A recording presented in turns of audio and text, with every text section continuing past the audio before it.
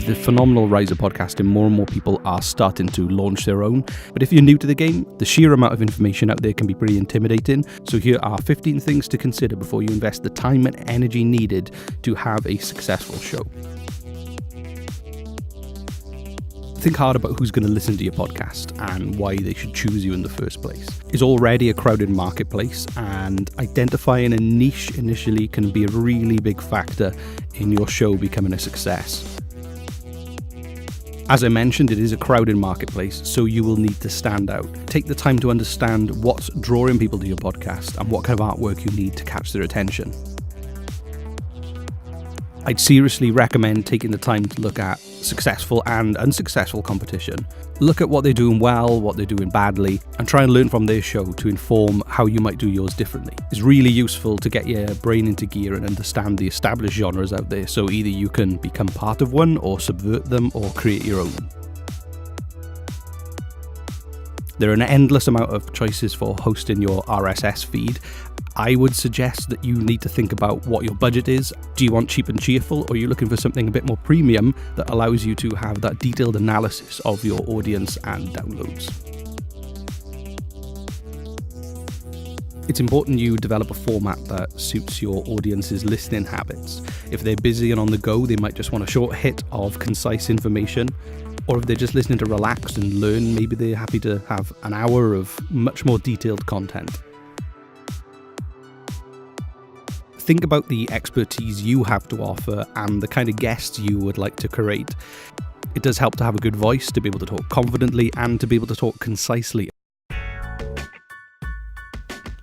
Do you want to tightly script your podcast, or do you want a slightly more free-form style? This will change the workload. So up front, your pre-production would be in tightly scripting what's going to be said, or in a more free-form show, it would be for editing. You'll be taking out any hesitations or any tangents that are relevant to the point that you're trying to make and trying to get it to the duration that your audience might be used to listening to. You need to think about whether your show is best suited to a controlled studio environment or if you'd like to record out in the field in the real world.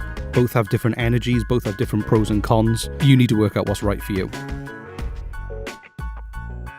Good podcast starter packs start at around $150 to $200, but take your time to research because it's a pretty vibrant marketplace. There's a lot of choice. Read your reviews, look for the right features, and as long as you've done that research, it's hard to go wrong. It's important to emphasize how important quality is. People may quit after the first few seconds if your audio is bad, so practice with the equipment. Think about the room acoustics, listen to the room. Is it live? Do you need some soft furnishings to get rid of the hard surfaces? Do you need to hang some curtains? Do you need to hide under a duvet? Are you next to a refrigerator? Are you next to a busy road? There's so many things to think about when you're recording, so my recommendation is to just test.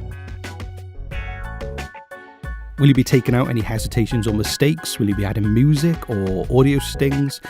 If it's your first time editing, factor your learning curve into your schedule. That first edit will take you quite a long time, but as you get more familiar with the software and the process, things will start to fly. So you've created your killer content with top quality audio, and now you need to let people know about it. So think carefully and early on about how it will complement your marketing strategy that you already have in place and what resources you already have to use as part of the foundation of launching. It's always worth capitalizing on guests, influencers, experts. Pull in the favors that you can to really add value to what you're offering your listeners. The cross-pollination across other people's social media channels and podcasts is really useful to everyone involved. It's always handy to try and keep the flow of content consistent.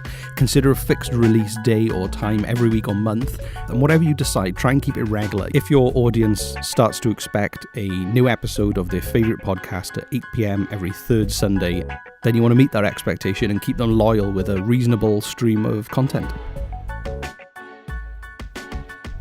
The consensus seems to be that video is the king of content, so how can you use it to drive people to your podcast? Even a webcam or some social media stories or behind the scenes, how can you use that content to add value to the podcasts that you're promoting on social media?